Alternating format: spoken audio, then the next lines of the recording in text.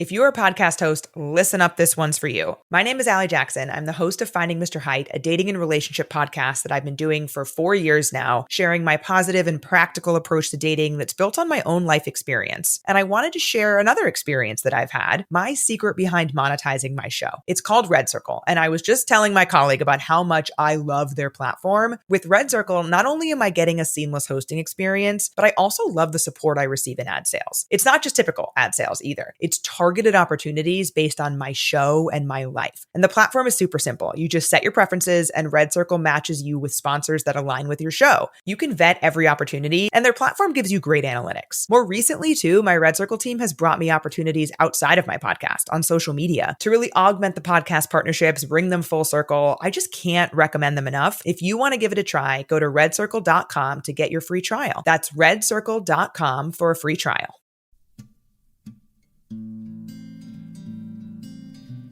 So your attention, for example, is mediated by unconscious forces.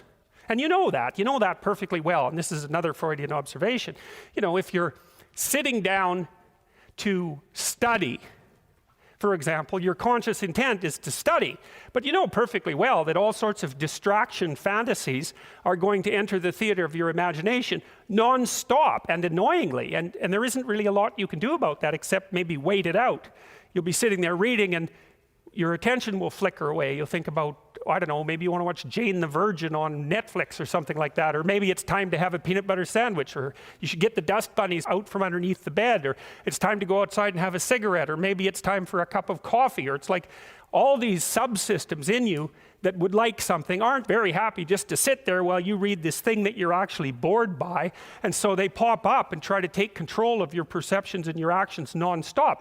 Maybe you think, well, this is a stupid course anyways. Why do I have to read this damn paper? And what am I doing in university? And what's the point of life? It's like you can really get going if you're trying to avoid doing your homework. And then you might think, well, what is it in you that's trying to avoid? Because after all, you took the damn course and you told yourself to sit down.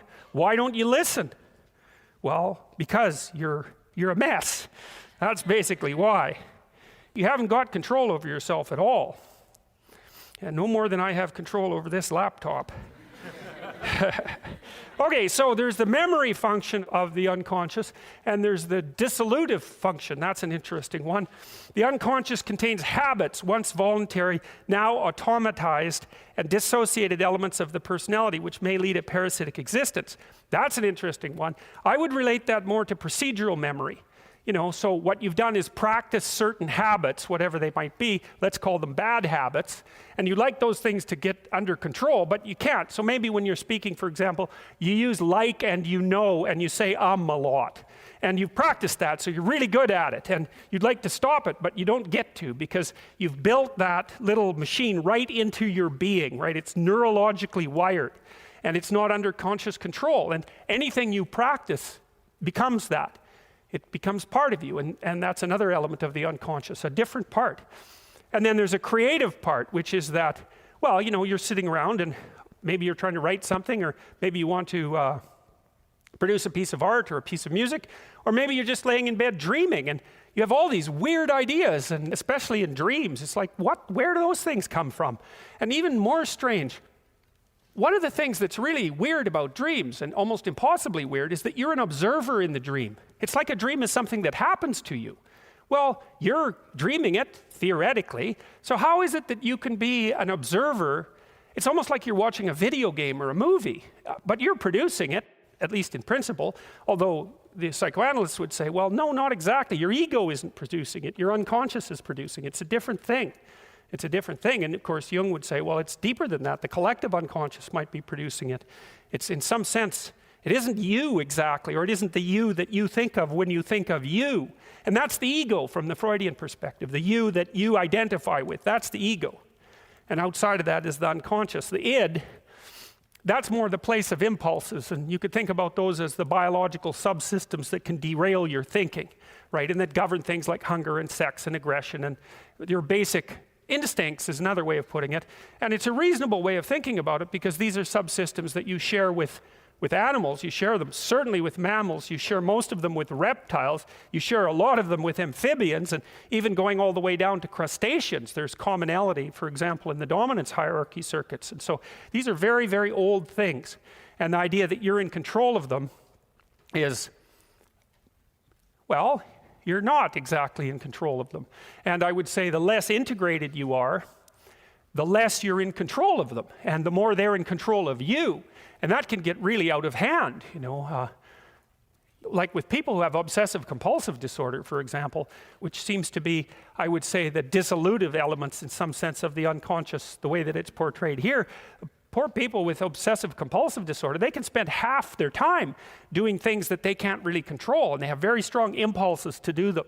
And it's very hard on them to block them, they'll almost panic if those things are blocked. And then you have people with Tourette's syndrome, that they'll be doing all sorts of weird dances and spouting off obscenities and imitating people without being able to control it. And sometimes a little bit of antipsychotic medication can dampen that down, but it's as if there are these autonomous semi-spirits inside of them that grip control over their behavior and make them do things. And you find that to some degree in your own life, because maybe you've become very attracted to someone, even maybe you don't want to be attracted to the person, and then you find yourself, texting them when you know perfectly well that you should be going to bed, and you're in a grip of something, and you can't control it, and that's all part of the unconscious.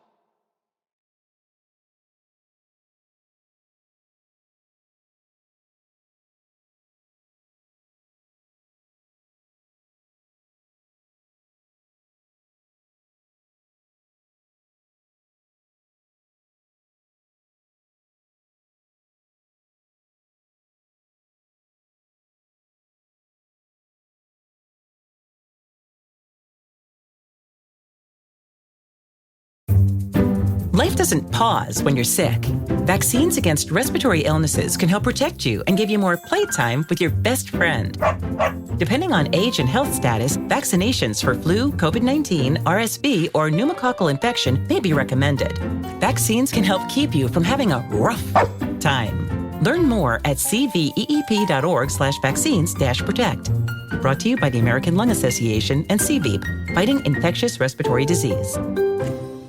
If you're a podcast host, listen up, this one's for you. My name is Allie Jackson. I'm the host of Finding Mr. Height, a dating and relationship podcast that I've been doing for 4 years now, sharing my positive and practical approach to dating that's built on my own life experience. And I wanted to share another experience that I've had, my secret behind monetizing my show. It's called Red Circle, and I was just telling my colleague about how much I love their platform. With Red Circle, not only am I getting a seamless hosting experience, but I also love the support I receive in ad sales. It's not just typical ad sales either. It's targeted opportunities based on my show and my life. And the platform is super simple. You just set your preferences and Red Circle matches you with sponsors that align with your show. You can vet every opportunity and their platform gives you great analytics. More recently too, my Red Circle team has brought me opportunities outside of my podcast on social media to really augment the podcast partnerships, bring them full circle. I just can't recommend them enough. If you want to give it a try, go to redcircle.com to get your free trial. That's redcircle.com for a free trial.